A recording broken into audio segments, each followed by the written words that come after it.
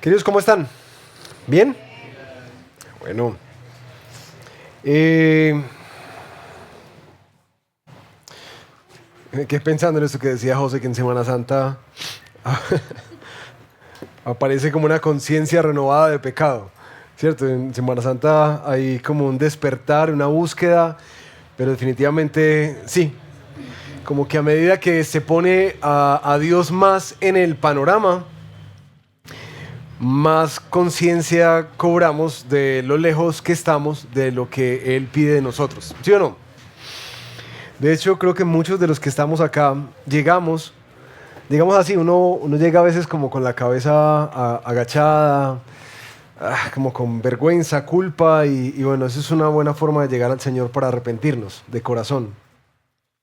La cosa es que en el proceso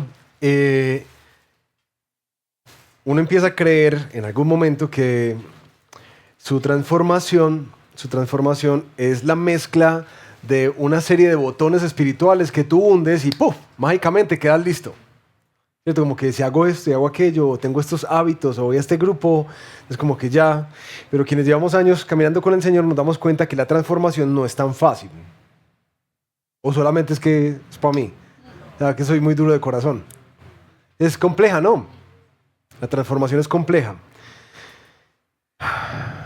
El texto de hoy es un texto que a mí me llevó a descubrir algo que quizás en este ejercicio de nuestra santificación y de nuestra transformación, quizás no había entendido mucho, o de oídas lo había oído, pero preparando la prédica como que se hizo más evidente.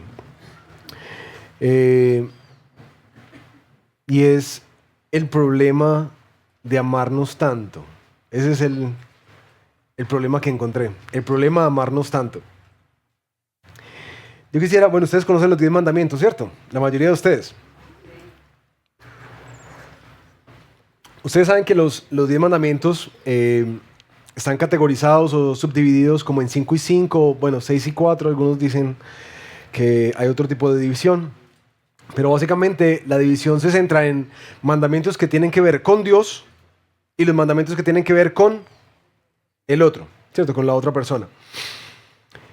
Quisiera que pensaran por un momentico en esta lista de los 5 mandamientos finales de no adulterar, no matar, no robar, no mentir, no envidiar. ¿Sí? Aparte de que tienen que ver con el otro, quisiera que pensaran cuál es la motivación común de esos 5 pecados. ¿Cuál es la motivación común de la infidelidad, del asesinato, del robo, de la mentira y de la envidia? Piensen un momentico. Porque cuando me puse a darle como mente a esto, me llamó la atención que en últimas, cada uno de esos mandamientos tiene una motivación por debajo, o de esos pecados tiene una motivación por debajo, y es la priorización de tus deseos por encima de los de otro. ¿Qué es la infidelidad sino priorizar el deseo sexual que tienes por otra persona que no es tu esposo o tu esposa? ¿Qué es el asesinato sino saciar tu deseo de venganza? ¿Qué es el robo sino tomar algo sin considerar que no has trabajado para ello, simplemente porque sientes que tienes derecho a arrebatarlo? ¿Qué es la envidia o la codicia sino considerar la vida del otro y creer que tú mereces más? ¿Y qué es la mentira sino el hábito de protegernos a nosotros mismos? ¿Lo notan? Si detrás de cada uno de esos pecados hay una priorización de mí mismo, ¿sí? Y hoy la palabra nos va a llevar a descubrir algo que yo dije, esto es como un misterio, ¿no? El misterio del amor al prójimo en nuestra búsqueda de la santidad de Dios. Eso es el misterio que vamos a tratar de descubrir hoy. Vimos en la semana pasada, estuvimos hablando de política, ¿cierto? Y ustedes oraron toda la semana por los políticos mientras vieron noticias, se guardaron la boquita, ¿cierto? Oraron más que criticaron, algunos pusieron en orden cosas financieras y bueno. Hoy nuestro texto salta, vamos a estar en Romanos capítulo 13, versículo 8, salta haciendo un conector muy bonito. Pablo dice, paguen a todos los que deban, impuesto, impuesto, tributo, tributo, temor, temor, honor, honor. Así terminamos la semana pasada. Y esta semana arranca nuestro texto en el versículo 8 diciendo, no le deban nada a nadie, sino el amarse unos a otros. Desde ahí, Pablo empieza a hacer una de esas bisagras en el estudio bíblico. Hago un paréntesis. Cuando yo les digo todas esas cosas, de una bisagra, este conector, yo quiero que ustedes sepan que yo quiero y estoy tratando de enseñarles a estudiar sus Biblias. Por eso se las digo. ¿Listo? Para que estén atentos a eso. Cuando ves eso, bueno, Pablo está cambiando de tema. Y de aquí hasta el capítulo 15, por el versículo 13, va a estar hablando de dos problemas particulares y la implicación que tiene el mandato de amarse los unos a los otros en términos de santidad hacia afuera y en términos de unidad hacia adentro de la iglesia, que es lo que veremos las próximas semanas. Pero mis hermanos, ¿qué tal si oramos antes de orar, de meternos en nuestro texto? Que el Señor nos dé la gracia de que su palabra hable, transforme y moldee nuestro corazón. Toma un minutico ahí en silencio y pídele tú mismo, por favor. Señor, háblame. Transfórmame. Señor, hazme ver. Hazme entender. Señor, capacítame.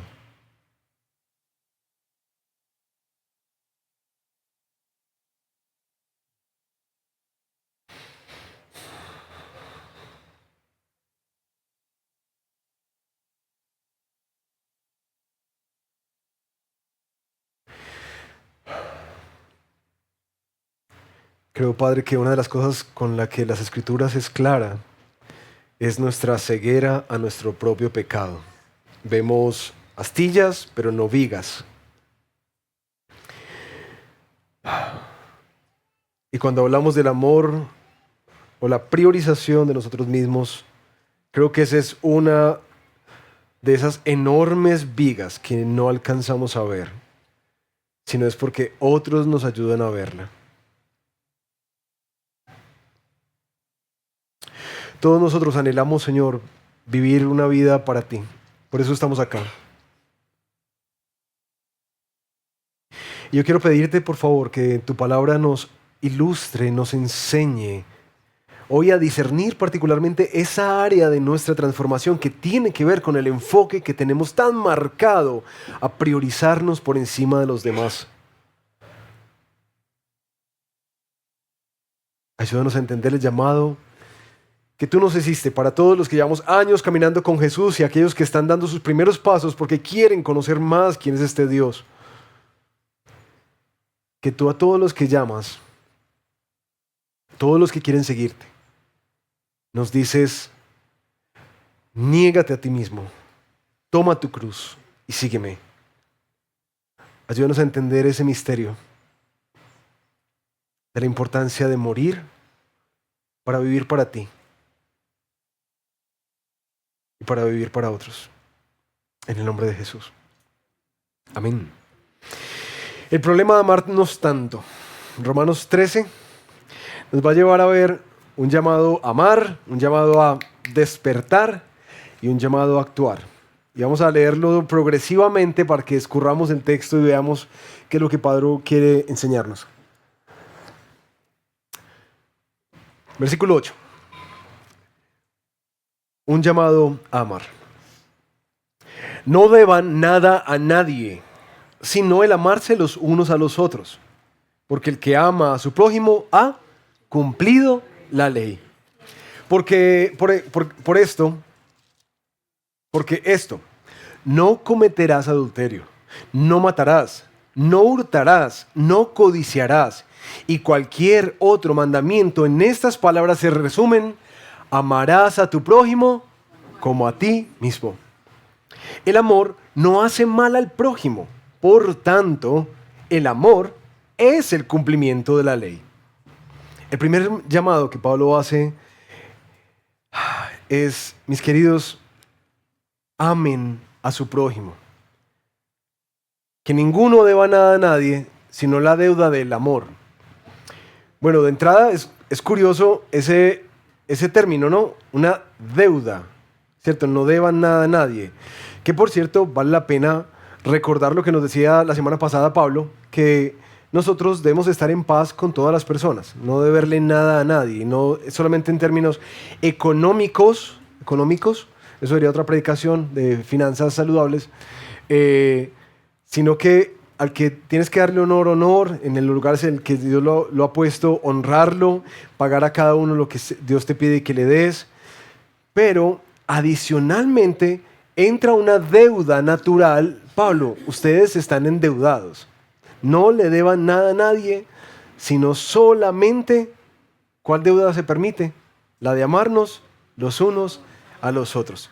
O sea, uno como creyente sí vive endeudado, pero de amar al otro. Pero cuando uno ve este texto uno se pregunta, ¿pero por qué esto es una deuda? Es decir, ¿yo en qué momento fue que firmé? ¿O en qué momento fue que pasó esto de que yo le debo amor al prójimo? ¿Qué fue lo que yo hice para?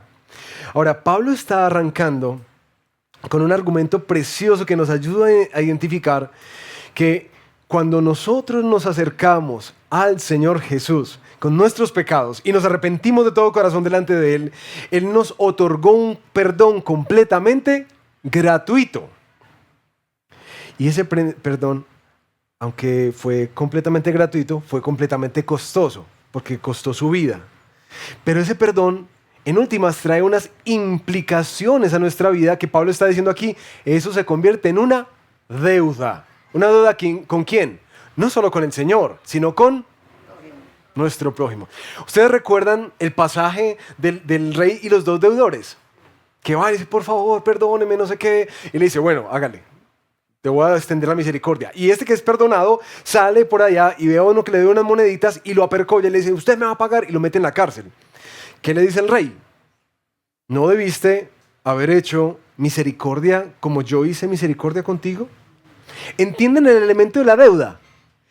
Todos aquellos que disfrutamos de esta gracia de sentir el perdón y la reconciliación de Cristo por nosotros gratuitamente, inmediatamente adquirimos una deuda.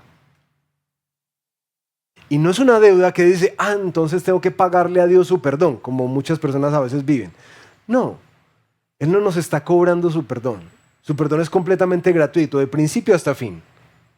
Pero lo que nos está diciendo es que cuando eso pasa en nuestra vida, nosotros hemos de entender que nos hace responsables de poder entregar eso mismo que tanto disfrutamos de Jesús a otros. Si te perdonaron, perdona. Si eres amado gratuitamente, ama gratuitamente. Si han sido generosos contigo, sé generoso. Si has sido servido por Cristo, sirve. ¿Entienden el patrón? Todo el tiempo es así. Ahora, ¿por qué es una deuda que, como decía por allá uno de los padres de la iglesia, es una deuda que no se puede nunca saldar? Y yo pensaba, ¿pero por qué no se puede saldar? Pues básicamente porque es que la deuda es muy grande. Es una deuda que no pasó. Es una deuda que constantemente sigue pasando. Cada día el Señor, al menos a mí, me perdona. Yo no sé a ustedes, pero yo me percato cada día de todas las maneras en que Dios me perdona a mí. De la paciencia que me tiene. De la gracia que me extiende. Entonces cuando yo veo al que me devuelve la paciencia, al que me da desespero, entiendo que hay una deuda. Dar lo que se me dio. Y no porque lo merecía, sino por gracia, como se me dio a mí. ¿Listo? Que la deuda sea amarnos los unos a los otros. ¿Por qué? ¿Y por qué es importante? Pablo dice, porque el que ama a su prójimo ha cumplido la ley. Pero ¿para qué metes el elemento de que cuando tú amas al hermano, al prójimo, cumples la ley? Recuerden que Pablo ha estado hablando a lo largo de toda su carta de cómo Dios nos rescató de las tinieblas y nos trajo hacia su luz por la obra de Jesús. Y quienes han sido atraídos por Él, hay un deseo nuevo que comienza en el corazón y es querer honrar a Dios, y la mejor manera de hacerlo es honrando la ley que Él nos ha dado. Pablo dice, el que ama a su prójimo cumple esa ley. Porque básicamente la ley, en resumen, la dividió Jesús en dos. Amarás a tu Dios con todo tu corazón, toda tu alma y con todas tus fuerzas, con toda tu mente. Y un segundo mandamiento, amarás a tu prójimo como a ti mismo. Pero entonces, listo.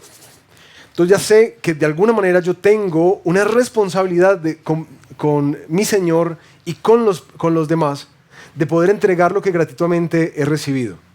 Entonces, ¿cómo ama uno al prójimo? Es la pregunta. Ayudando, sirviendo, acompañando, dando, ¿cierto? Son como las cosas prácticas que uno dice, ve, pues si me dicen que ame a mi prójimo, uno piensa inmediatamente en esas acciones de misericordia. ¿Sí? ¿Estamos bien ahí? Pero, miren por favor el texto. Y miren lo que Pablo dice. Para que tú entiendas qué es amar al prójimo en la práctica, conoces la ley. No cometan adulterio, no matarás, no hurtarás, no codiciarás. Y aquí es donde uno dice, pero a ver, amar al prójimo es, pues, ahí, servirle, ayudarle. Pero ¿qué tiene que ver amar al prójimo con no cometer adulterio, no matarlo, no hurtarle y no codiciar? Es como disonante, ¿no? Y mete una realidad, y ahí está el tema del misterio, que me ha encantado de este texto. Es que la manera práctica en la que nosotros cumplimos también ese mandato de amarnos los unos a los otros es no pecando contra el otro.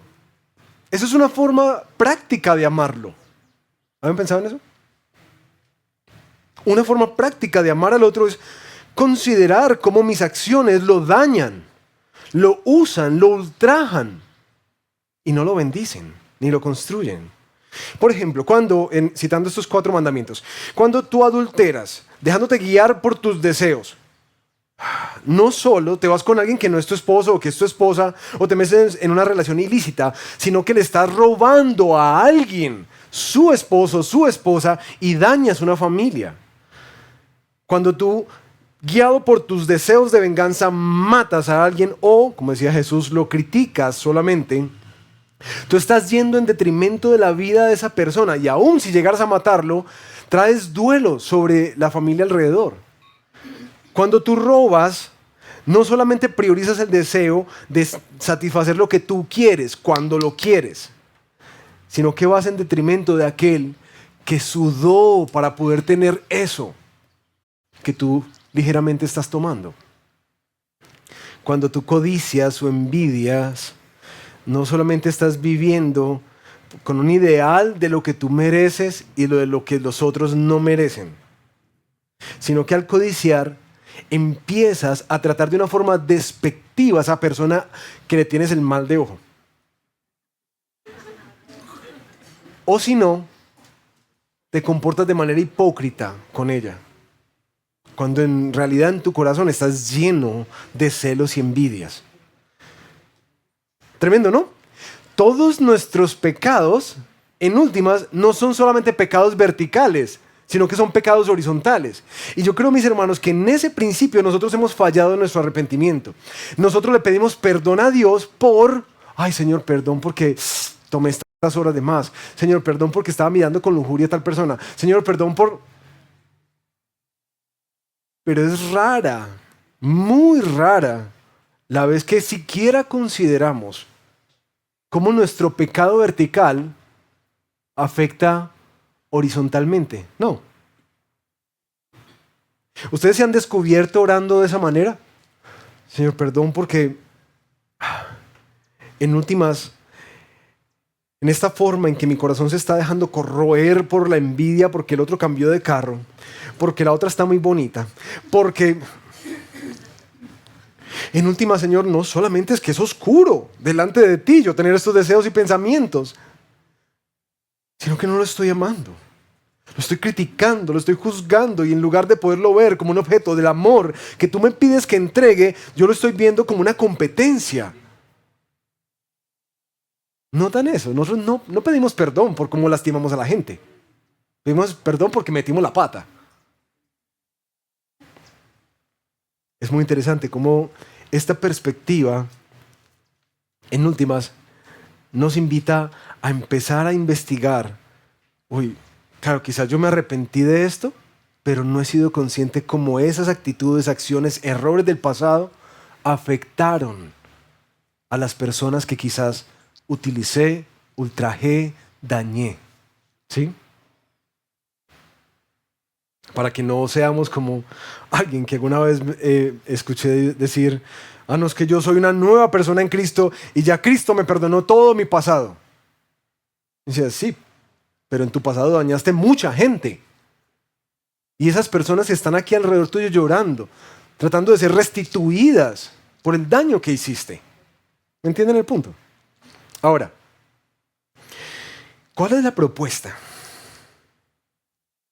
Que amemos. Pero hay una medida muy interesante que da. ¿Cómo debemos amar? ¿Cómo nos amamos?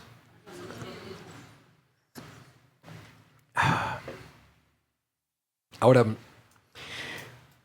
me ha llamado mucho la atención en los años de pastorear la iglesia, pero sobre todo en estos últimos momentos, en estos últimos tiempos,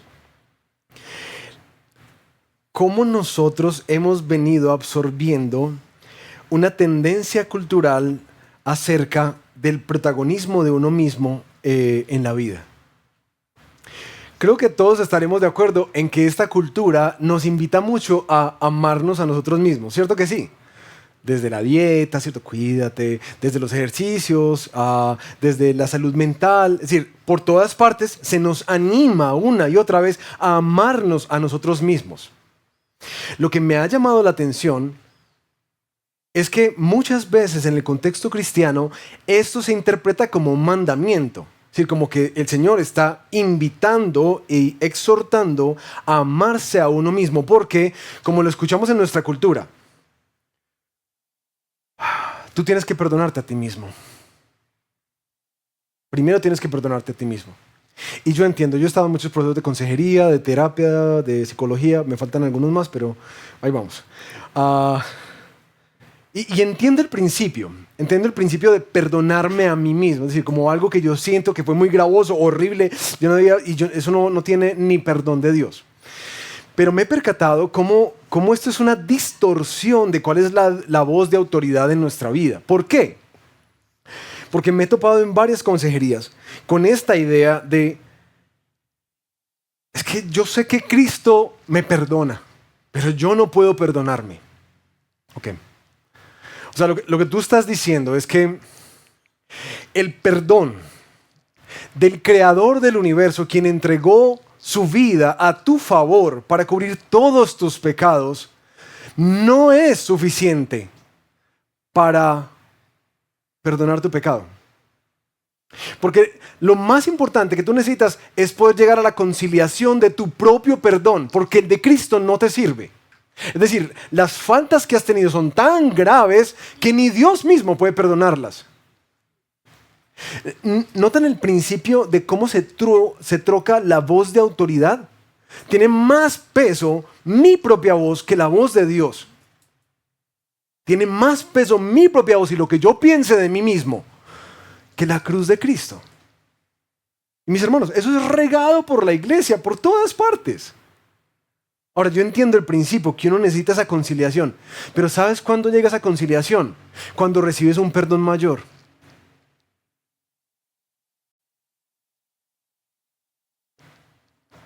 Pero lo otro que he escuchado mucho dentro del contexto evangélico, saturado por nuestra cultura, es que esto es un mandamiento que nosotros tenemos. Nosotros necesitamos primero amarnos a nosotros mismos para poder amar a las demás personas. ¿Lo han escuchado? ¿Cierto? Porque me han dicho, es que yo no puedo amar a nadie si yo no me amo primero. ¿Sí? La cosa es que cuando nosotros rastreamos ese principio en las Escrituras, vamos a notar algo, que por ningún lado se nos anima bíblicamente a amarnos a nosotros mismos. Por ningún lado. De hecho, uno encuentra constantemente que somos exhortados a negarnos a nosotros mismos, a no hacer nada por egoísmo ni por vanagloria, a no poner nuestro bien por encima del prójimo, a vivir un amor que no busca lo suyo. Y la lista es enorme, enorme. Constantemente se nos dice, no te pongas primero. Es decir, el principio que Pablo está utilizando aquí no es mandatorio, sino que está diciendo, hermanos, ustedes de entrada se aman mucho. ¿Quieres una escala para amar al otro? Ámalo como te amas a ti mismo. ¿Entienden el punto? Y yo sé que algunos me dirán, pastor, pero yo sí conozco gente que no se ama ni poquito. Podemos entrar en diálogos de eso, por cómo a veces eso es una distorsión del ego también. Hay algo muy interesante ahí, pero bueno, eso es otra predicación. Ahora, queridos, cuando vemos este mandamiento de amar al prójimo, uno se empieza a percatar el gran problema que es detrás de mi pecado, la forma tan constante en que yo me priorizo a mí mismo. Pablo continúa la exhortación a los hermanos con un llamado a despertar. Miren por favor el versículo 11 en adelante. Y hagan todo esto, conociendo el tiempo, que ya es hora de despertarse del sueño, porque ahora la salvación está más cerca de nosotros que cuando creímos. La noche está muy avanzada y el día está cerca. Pablo les dice, mis hermanos, despierten, despierten. O sea que estaban dormidos. ¿Y en qué sentido estaban dormidos? Parece que Pablo está identificando, puesto que vemos esta exhortación al principio y la que da al final de nuestro texto de hoy, parece que los hermanos estaban llegando a un aletargamiento en su fe. Quizás el problema lo describe por allá más adelante en 1 Tesalonicenses, capítulo 5, versículo 4. Les dice, pero ustedes, hermanos, no están en tinieblas para que el día los sorprenda como un ladrón, porque todos ustedes son hijos de la luz e hijos del día. No son de la noche ni de las tinieblas. Por tanto, no durmamos como los demás, sino estemos alerta y seamos sobrios. Vuelve a aparecer la idea de que los hermanos tienden a adormecerse, pero ¿qué es lo que pasa cuando se adormecen? Conscientes de que, Cristo nada que viene, Cristo nada que viene, Cristo nada que viene. Como que esa actitud empieza a darles una laxitud frente a algunos elementos de la oscuridad y los empiezan a absorber. Y Pablo les dice, hermanos, vivan siempre conscientes de que el retorno de Cristo está cerca o que tu viaje hacia Él puede pasar en cualquier momento. Y sé que algunos como yo, pero pastor, sí, pues uno sí se pregunta, es que han pasado más de 2000 años, pastor, y entonces, ¿qué? La segunda carta de Pedro, en capítulo 3, versículo 9, anticipaba esta misma dinámica.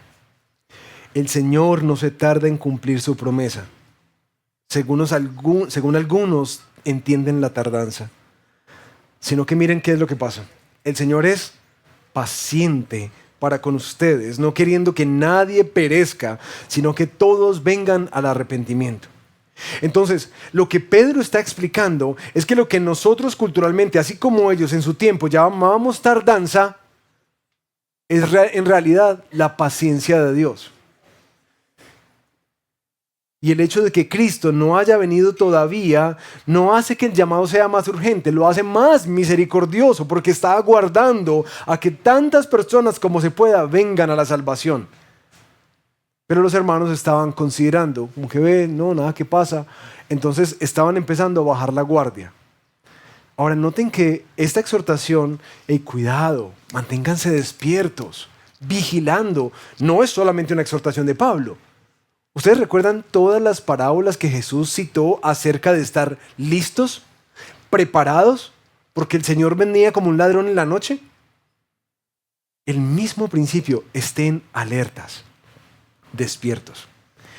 Por último, Pablo culmina con un llamado a actuar. Y miren en el versículo 12b en adelante. Por tanto, desechemos las obras de las tinieblas y vistámonos con las armas de la luz. Andemos decentemente, como de día, no en orgías y borracheras, no en promiscuidad sexual y lujurias, no en pleitos y envidias. Antes bien vístanse del Señor Jesucristo y no piensen en proveer para las lujurias de la carne. Por tanto, ¿qué quiere decir por tanto? Es decir, en consecuencia de lo anterior, hagan esto. Recuerden que todo el argumento que Pablo ha venido tejiendo hasta aquí es cómo amar al prójimo. ¿Listo?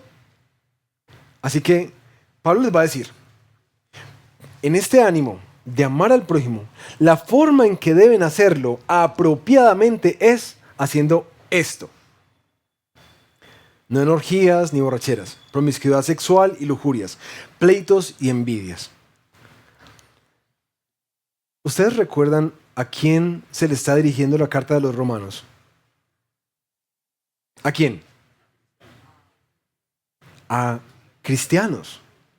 La carta está dirigida a una iglesia en Roma. ¿No les parece muy curioso que le diga a una iglesia en Roma, hermanos, no anden en orgías y borracheras? Por favor. Hermanos, no anden en promiscuidad sexual ni lujuria. Hermanos, no anden en pleitos y envidias. Es como que, ven, ¿y qué está pasando? Es decir, ¿qué tipo de iglesia es eso? Eso no es de sana doctrina, ¿cierto? Y uno nota cómo Pablo está discipulando a la iglesia en Roma. ¿Por qué? Porque mis hermanos, recuerden que cuando estudiamos el contexto de los romanos, sabemos que esta iglesia es de origen gentil. Es decir, no tienen los arraigos judíos religiosos. Así que estos son personas que, pues, quizás tenían sus ídolos grecorromanos y demás, y han venido a conocer a Cristo. Y ha venido un proceso de transformación lento, en el cual algunos de estos elementos culturales hacían parte de la manera en que vivía un cristiano. Eso, ¿no? Imagínense que en Roma, ustedes han visto en las películas, estaba marcada por excesos de todo tipo, una cultura orientada al placer, donde en últimas el alcohol y las fiestas, la embriaguez, la inmoralidad sexual, no solamente pasaba, sino que era celebrada. Roma era conocida por algo que se llamaban las convivias, que eran literalmente banquetes para que la gente fuera y había mucho, mucho, mucho vino. ¿Para qué? Para que se alegrara el corazón. Y el punto no es como que no, yo me tomo unos traguitos. No, la cosa era embriagarse. Esa era la gracia de ir a una convivia. Pero también, de hecho, era tan cultural el tema de la parranda y las comilonas y la inmoralidad sexual, que era también parte de la adoración a uno de los ídolos de ese tiempo que se llamaba Baco. Entonces había las bacanerías. Ah, qué bacanería, ¿cierto? La bacanería es que, vamos para la bacanería. La bacanería era que Baco era un dios del placer. Hágale. Ahí había libertad para todo tipo de desenfreno. Eso era la cultura romana. La inmoralidad sexual no solamente pasaba en las relaciones por fuera del matrimonio, la promiscuidad, las prácticas desorganizadas, uniones del mismo sexo, sino también en la prostitución. Y de hecho eran prácticas normales para los hombres. Eran normales. Así que cuando Pablo habla aquí, dice como, uy, ¿y esta gente qué? Eso suena muy raro.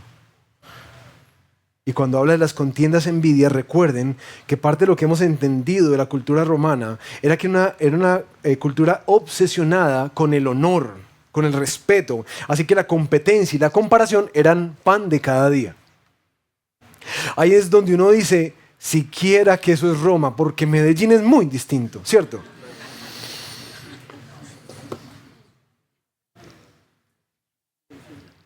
Porque se ríen.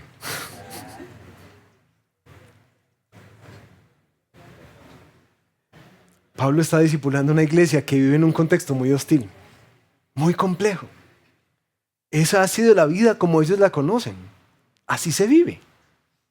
Y creo que por eso es que uno, aunque se escandaliza escuchar los pecados, uno dice, claro, Pablo está discipulando a la iglesia en entender que esta nueva vida en Cristo es una vida completamente diferente.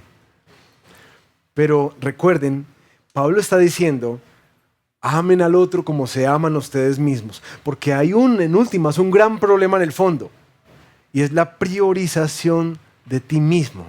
Por eso, si tú quieres amar al prójimo, no solamente sirves, das, cuidas, sino que también te guardas y te proteges de pecar contra ellos. Así que hay 3 elementos que yo creo que desde el texto, como los agrupa Pablo, tendríamos que ponerle como una lupa. Que son 3 elementos en los que nosotros solemos culturalmente priorizarnos a nosotros mismos. ¿Por qué? Porque queremos, porque es nuestro deseo, porque se siente muy rico. Primero, tu deseo de divertirte. ¿Cierto? Todos queremos pasar bueno. ¿Sí o no? Todos queremos pasar bueno. Ellos estaban yendo a las glotonerías y las borracheras. Miren que no mete solamente el alcohol, mete también la comida. Como que era parte de pasar bueno, de salir del plan, del fin de semana, pues entonces vamos a divertirnos. Y Pablo está desafiando a la iglesia a pensar, mis hermanos, tengan cuidado con esta mentalidad que se está tejiendo dentro de la iglesia, de la mentalidad de vivir para el fin de semana. ¿Cuándo será viernes? ¿Cuándo será viernes? ¿Por qué? Porque el viernes hay que salir, porque uno le pica la casa, ¿cierto? ¿Y hay que salir a qué? A comer o a beber. Para algún lado nos vamos, pero algo hacemos. Y si no salimos, pasamos maluco. Esa mentalidad de que siempre tenemos que tener alcohol para pasarla bien.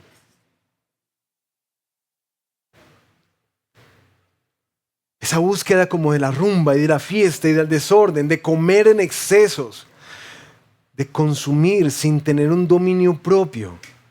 Muchas veces en nuestra cultura asociado con salir del estrés, de la ansiedad, del cansancio.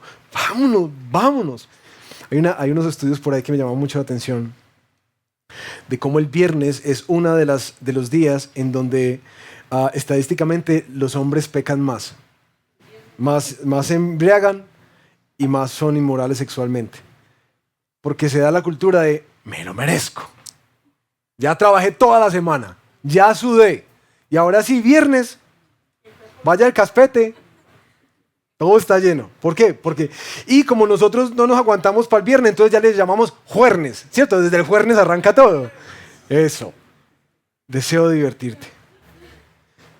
Pero Pablo advierte, mis hermanos, cuando el descanso depende de esos excesos y esa cultura, tú ya no estás disfrutando, tú de hecho estás siendo dominado por algo en lo que estás tratando de aquietar tu corazón. Pero el punto es, bueno, pero eso es conmigo, eso que daña a la gente. Nada. Claro, porque cuando uno vive con esta mentalidad y este deseo constante de divertirte, priorizándote a ti mismo, las otras personas no son lugares para poder servir y amar, sino solamente son medios de recreación. No hay relaciones profundas, no hay priorización del otro y de sus intereses, sino que tú buscas ser servido por eso o por ellos. El segundo deseo es el deseo sexual, el de complacernos sexualmente, lujurias y desenfrenos. Aquí Pablo parece estar tratando no solamente las prácticas culturales, sino que para traerlo hacia nosotros, quizás esos elementos que se han vuelto paisaje dentro de la iglesia, como, ay, no es que yo lucho con la pornografía. Entendamos que es una lucha. Una lucha es algo que tú resistes. Una lucha no es en lo que tú caes cada fin de semana. Eso no es una lucha. La lucha con las relaciones sexuales sin compromiso. La lucha con ese deseo de tu corazón de quizás, bueno, no me voy a complacer sexualmente, pero al menos es que yo sepa que le gustó a alguien. Y entonces empiezas a vestirte de una manera, a hablar de una manera, y se vuelve una cultura como la nuestra, que es bastante fea. Eso es feo, nuestra cultura. Es una cultura de seducción constantemente. No sé si lo han notado, y ya no solamente en mujeres, sino también en hombres.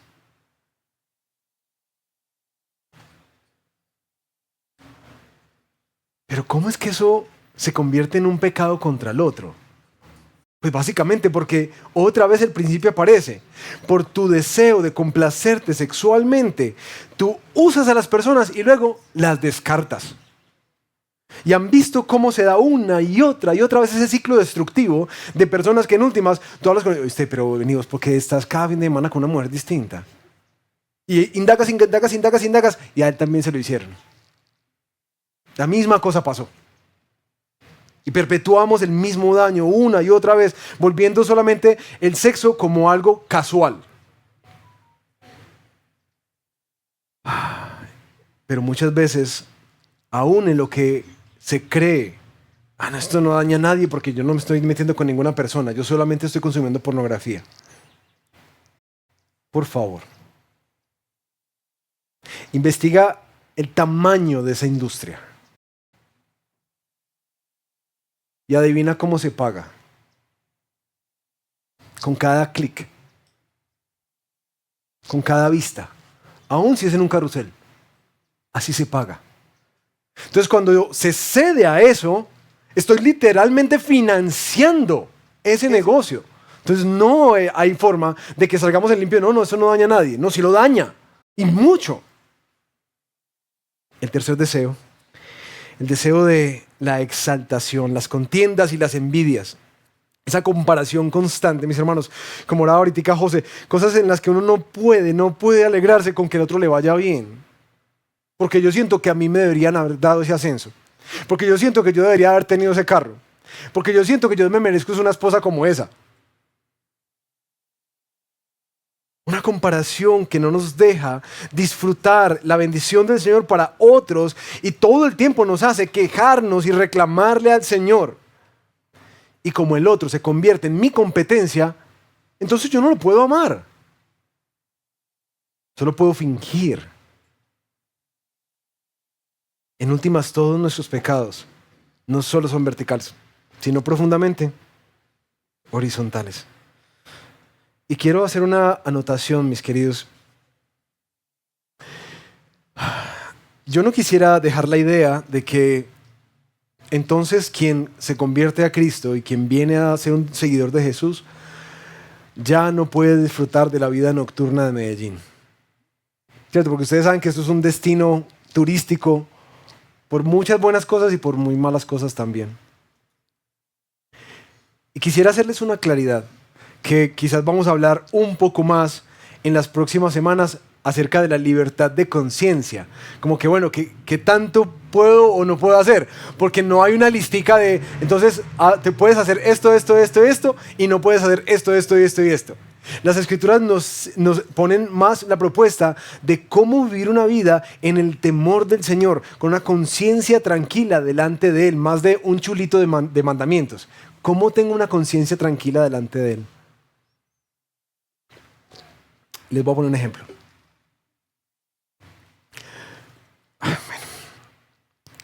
Este ejemplo es controversial. Si alguien se molesta conmigo, espero que podamos hablar. Pero mis hermanos, imagínense que a mí me encanta bailar. Ahí cayó otro pedazo de mi santidad.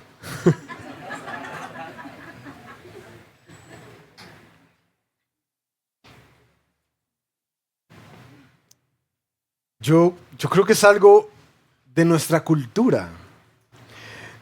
Y he podido ver cómo hay belleza en la expresión cultural que nosotros tenemos. Si nosotros no podemos exportar el evangelio como con una cultura de gente de traje, con corbata, porque eso no es algo que nosotros veamos en las Escrituras. De hecho, quienes han estudiado un poco la cultura judía ven que es una cultura llena de festividades y de comilonas y de vino. Sí, eso no es como que, no, todos se sientan así. Hay que estudiar un poquitico más eso. Así que para mí, a mí me encanta bailar desde chiquitico. Mis tías me cogían y entonces a mí me encanta bailar. Como me gusta tanto bailar, cuando estábamos como pastoreando jóvenes en el Rey de Poblado, con Sari dijimos, bueno, vamos a tener una cita cada semana y nos encontramos un lugar que enseñaban a bailar cada semana. Pero era en el Lleras. Como a las 9 de la noche. Nosotros, con nuestra conciencia tranquila, es como que esta es nuestra cita. Es la forma en que nosotros disfrutamos el uno del otro. Hay algo mágico. Yo, de hecho, quiero hacer un retiro alguna vez de baile, pero bueno, eso no se me ha dado. Ideas locas que tengo por ahí. Hay algo que se conecta para mí ahí, como culturalmente, donde Dios nos puso, donde nacimos. Y bueno, después de hablarlo, como pensarlo, meditarlo, nuestra conciencia tranquila, fuimos y bueno, eso se convirtió en nuestra cita, muy bonito, un ambiente familiar, chévere. Y notábamos eso, que los profesores nos empezaban a mirar como de una manera muy, muy especial y bonita. Y yo decía, esta gente está recibiendo como un testimonio de algo acá. Sin embargo, estábamos pastoreando jóvenes, universitarios. Y los pastores en ese entonces nos dijeron, bueno, es hermoso esta libertad, pero quizás esto pueda ser algo conflictivo para algunos hermanos en la iglesia, especialmente para algunos jóvenes que no han llegado al razonamiento y a las convicciones de por qué ustedes tienen libertad de hacer eso. Les voy a contar un poquitico más de esto, no se pierdan el próximo episodio, que vamos a hablar de la libertad de conciencia. Pero mis queridos, de pronto un principio que yo quiero compartirles, porque tenemos una ciudad hermosa, Medellín es muy hermosa, y tenemos muchas cosas que culturalmente podemos disfrutar. Atravesamos el año pasado por una serie de Eclesiastés que nos dijo, disfruta la vida, disfrútala, que eso es lo que Dios te dio. Pero también Eclesiastés 12 quizás es donde se enmascara el secreto. Señor, ¿cómo disfruto eso? La comida, las relaciones. Disfruta las jóvenes, joven, disfruta tu juventud, disfrútala. Pero ten presente que sobre toda cosa Dios te va a juzgar. Eso no es un tema de mojigatería. Es un tema de conciencia de que lo que yo hago, en primer lugar, busca siempre honrar al Señor y estar en paz con Él. Es decir, que las decisiones que estoy tomando o las formas en que me estoy divirtiendo, yo estoy tranquilo de que recibo la aprobación de mi Señor. Segundo, algo que ha ayudado mucho en el camino es examinar el corazón. Especialmente cuando hay deseos, como que yo quiero hacer algo, yo quiero comprar algo, yo quiero irme para tal parte. Cuando un deseo se vuelve tan fuerte, casi que compulsivo, que te genera ansiedad, todo el tiempo estás revisando, que para dónde vamos, no sé qué. Ten cuidado, ten cuidado, ten cuidado. Porque como nos dice Pablo, la tendencia es que nosotros nos solemos priorizar. Eso nadie nos lo tiene que enseñar. Y que si hay deseos descontrolados en nuestra mente y corazón que necesitan ser frenados. Y a veces, cosas que yo quiero y que son buenas, pero por la fuerza que tiene en el corazón le digo, no. Es bueno aprenderse a decir no. No. Tercero, esto que estoy haciendo, planeando, la forma que me estoy divirtiendo, esto bendice a la gente que está alrededor mío. Los ama. O les pone tropiezo y daña. Con esas decisiones, hábitos de diversión, estoy bendiciendo a las personas y amándolas en verdad en la manera en que Cristo me llama a amarlas, o estoy siendo de hecho una piedra de tropiezo para ellos. 3 preguntas sencillitas que te pueden ayudar a reflexionar en tu libertad de conciencia. ¿Sí? ¿Les ayuda? ¿Sí? Okay. Ahora, Pablo culmina nuestro texto diciendo, no piensen en proveer para las lujurias de la carne. Así que, ¿dónde arranca la pelea contra ese deseo de priorizarse? En lo que piensas. Los gurús de la transformación social han estudiado bastante el tema de cómo, en últimas, nosotros no solamente experimentamos placer al hacer las cosas, sino que de hecho el placer se desata cuando maquinamos cómo lo vamos a hacer. ¿Sí? Así como cuando uno está como con un antojo de algo, de cocinar algo rico en la casa. Y dice, ay, voy a hacerme una lasaña o un pastel de pollo, así, y uno empieza a sentir como que, qué rico. Ya hay un placer que se está experimentando antes de que siquiera lo cocine y me lo coma. Entonces, no pienses. Frena frena ese hábito común que tienes en tu vida de proveerle a tu carne aquello en lo que desea ser saciada. A tu carne aquello en lo que desea ser saciada. Por eso, mis queridos, es que son tan nocivas las redes sociales. Decir, eso es veneno puro. Yo sé que pueden ser utilizadas de forma muy bonita. Ahorita dijimos, siguen nuestras redes sociales, pero es veneno.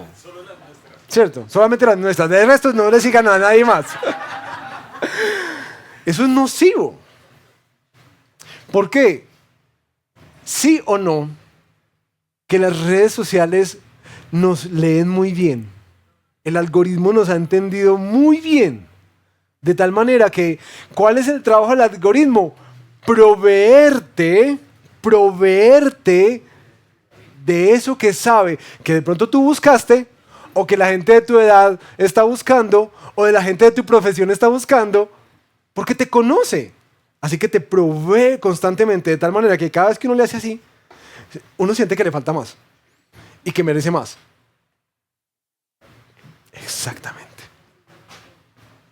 Ten cuidado por cómo provees para los deseos de la carne. Por último, mis queridos, creo que Pablo cierra esta exhortación a la autorreflexión que nos ayuda a entendernos. Piensa cómo constantemente te priorizas. Piensa la forma en que te amas a ti mismo constantemente, para que de esa manera entiendas que así debes priorizar a los otros. Ámalos de esa manera. Priorízalos como de esa manera. Busca su bien de esa manera en el que buscas el tuyo. Cuando tú pienses así, no vas a pecar contra ellos. Porque el amor no hace mal al prójimo. Y nos pone ese freno tan precioso de que antes de pecar, no solamente miramos hacia arriba, sino que también miramos hacia los lados. Para ser consciente de esos dos grandes mandamientos. Que el Señor me invita a amarlo a Él y a sujetarme a Él, pero también a amar a aquellos que están a mi alrededor. Lo último con lo que cierra Pablo es, hermanos, desechen eso, desechen esas cosas, sáquese. Y revístanse. Notan los dos elementos que siempre el Evangelio nos trae. Arrepentimiento, quite. Arrepentimiento y fe. ¿Qué es eso de revestirse de Jesucristo? Uno inmediatamente lo asocia con, claro, yo necesito hacer lo que Jesús hizo. Y claro, es correcto. Pero cuando tú examinas las cartas pastorales de Pablo, vas a notar que siempre el revestirse de Cristo está asociado con una identidad. Es decir, póngase la ropita para que usted entienda quién es usted ahora gracias a Jesús. Tú ya eres un hijo y una hija amada. Tú fuiste rescatado. Se te compró a precio de sangre. Fuiste traído de las tinieblas a tu luz, a su luz admirable. Él ya te rescató. ¿Y sabes de qué te rescató? De una de las esclavitudes más fuertes de todos nosotros. La esclavitud a estarnos sirviendo constantemente a nosotros mismos. La esclavitud de estar constantemente sirviendo a nuestros deseos y placeres.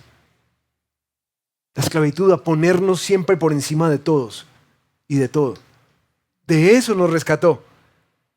Termina diciendo por allá más adelante, Romanos 14. Hermanos, ninguno de nosotros vive para sí mismo. Y ninguno muere para sí mismo. Pues si vivimos, para el Señor vivimos. Y si morimos, para el Señor morimos. Por tanto, ya sea que vivamos, o sea que muramos, del Señor somos. Y así Pablo invita a los hermanos a entender que no es solamente quitar cosas, sino es ponerse una nueva identidad. Yo ya soy hijo. Yo ya soy hija. El Señor ya me rescató. Ya me libró del poder de mí mismo para estarme subyugando todo el tiempo a que tengo que complacer lo que mi carne desea. Él ya me rescató para Él. Soy suyo. Ya no me pertenezco. Y ese es el mayor gozo de mi vida. Vístete de Cristo. Lo demás va a empezar a salir. ¿Qué tal si nos ponemos de pie y oramos? Y quisiera que oráramos con una canción, un corito conocido de hace muchos años. Pidámosle al Señor que nos renueve, que nos renueve. Cierra tus ojos un momento y quisiera pedirte que por favor trajeras a tu mente y le pidieras al Señor, ayúdame a ver. ¿Qué de estos hábitos de los cuales me he querido despegar están asociados con una priorización de mi deseo, más que un deseo de honrarte y de amar al prójimo? Señor, ayúdame a entender, abre mi entendimiento para saber cuáles de estas relaciones y conflictos que han venido menguando mi gozo y paz en el trabajo, en la casa, con mi familia, en la iglesia,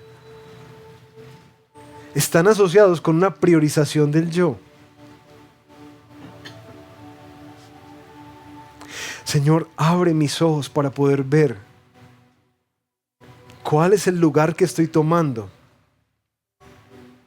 a la hora de tomar decisiones para mi diversión, en mi sexualidad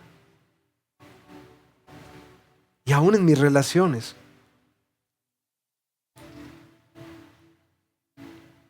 Y si hay algo que el Señor trae de la luz, toma este tiempo para pedir perdón. No solo por el pecado, lo que haces, sino hoy especialmente por la motivación que lo haces.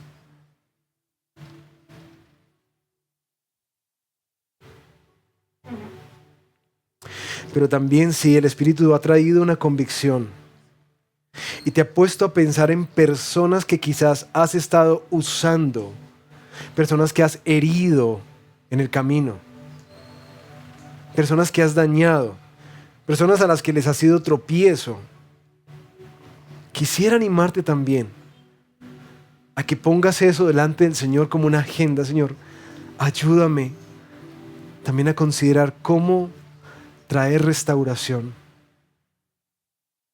cómo enmendar errores, aún cómo cambiar dinámicas que necesitan ser cambiadas para que no solamente te honre y te ame a ti, sino que pueda atender a esta deuda que tengo para con los demás, de amarlos como tú me has amado a mí.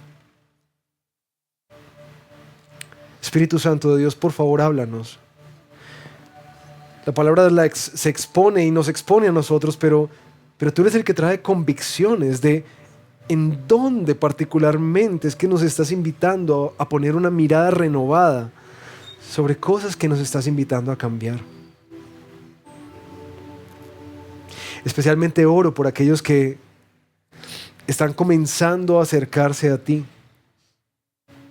Y quiero pedirte que sea desde una vida que primero se ha rendido a Jesucristo y ha abrazado su perdón gratuito en la cruz. Y han recibido una nueva identidad, que ellos puedan empezar a vivirla.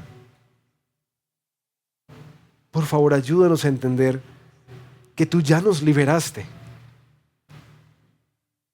Así que te suplico, Señor, renuévanos, no solamente desechando cosas, sino renueva nuestro corazón cada vez más a la imagen de aquel que nos ha cubierto completamente con su preciosa sangre y nos ha hecho suyos.